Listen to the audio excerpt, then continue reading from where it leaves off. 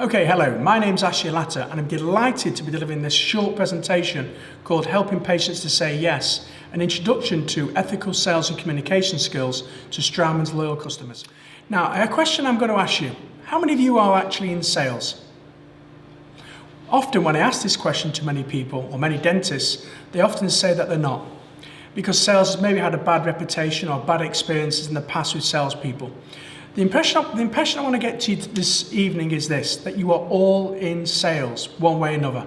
In fact, everyone in your dental practice is in sales. Why? Because every single person within your practice is selling an idea every single day. For example, your receptionist, they can make or break whether a patient even comes through the door or not by the way they deal with the telephone call. The dentist, of course, you're selling an idea every single day, whether you're selling a treatment plan or behaviour change to a patient. Whether they go ahead or don't go ahead depends on how well you communicate and often listen to what the patient's wants and needs are. Of course, the nurses, the hygienists and the practice managers are all selling ideas some part of the day. So everyone within your practice is involved in selling. So what is selling? Well, selling for me in 2011 is about this. It's about building relationships with your patients. It's making a friend with them. It's finding out their problems by asking the right type of questions, and it's solving them in a language that they understand, and of course, some sort of commitment to create a win-win relationship. A win because the patient gets what they want, and it's a win because you get to deliver the treatment that you'd like to deliver. So, in this presentation, we'll give you a very, very quick overview on how you can help more of your patients say yes. And it starts off with preparation and of course building rapport. And what preparation is this? It's everything we need to do before the patient comes to the surgery.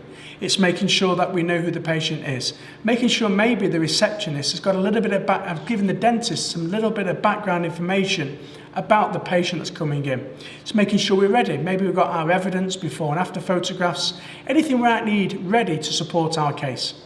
So the patient comes through the door, they've had a cappuccino, they're feeling good about the experience, and then we spend time building relationships with them on a one-to-one basis, maybe two chairs, one next to each other, and we build that rapport with our patients.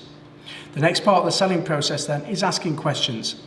The biggest mistake dentists make, and I see this on a daily basis, is that they make assumptions. They presume what they think the patient wants or needs. And it's the biggest mistake that dentists make, is selling the solution without first finding out what the patient's wants and needs are. So it's imperative at this stage that you ask lots of good open questions to find out why your patient's there, what their problems are. Once you've done that, you can summarize and then you can move on to the next part of the selling process, which is talking about solutions. Now, another mistake I find dentists make here is this, is that they often talk too technical.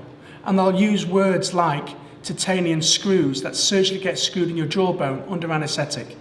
Or they use other more complicated language. What happens is here, folks, if you end up talking technical, you can actually confuse the patient. Although in the surgery they'll say they agree with you, often they will leave the surgery unconfused and not sure about what's going ahead and what's going on because you've talked too technical. So what we need to do here, folks, is talk about the word benefits. Your patients buy benefits. So when you're talking about solutions and talking about the treatment options, talk about what it's in for them. Show them some talk benefits. Show them some evidence, before and after photographs. Show them testimonial letters. Show them what you can do for them. Get the patients excited and, of course, be enthusiastic. Once you've done this, of course, you can talk about informed consent. But hopefully at this stage, once you've talked money, the patient's excited and are willing to move to the next step. So what's the second biggest mistake? Well, I find that the second biggest mistake in the selling process is this. And that's not asking for some sort of commitment.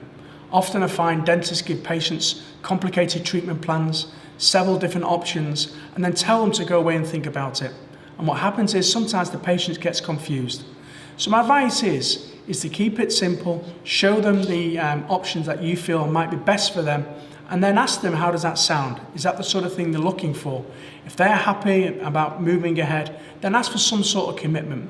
Because at the end of the day, if we don't close, take the C out of close, we're left with lose. We lose because we don't get to deliver the treatment that the patient requires, and of course they lose because they don't get the treatment that they wanted in the first place. So there is it, some really simple steps on how to help more of your patients say yes in a very ethical way. Let's recap. We prepare. We build relationships with our patients, spend time making friends and building that rapport. We ask good, open questions and listen carefully to what the patient wants. Once we find out what they want and what their needs are, we summarise back to them in the words that they used. We do the examination. We sit down with the patients and we talk about the options which are best for them. We present solutions. We do that in a non-technical way. We use the word benefits, tell them what it's going to mean to them, show them some evidence, before and after photographs, anything you can do to support your case. Here's a great opportunity now to talk about money and the benefits on the investment they're going to make. And of course, you need to do things like informed consent and go into detail about the procedures you're going to do. But if everything's okay and you've asked for test closes, asked the patient how does that sound, and they're happy about that, then move on to the commitment step and create a win-win relationship. So I hope that helps. Thank you.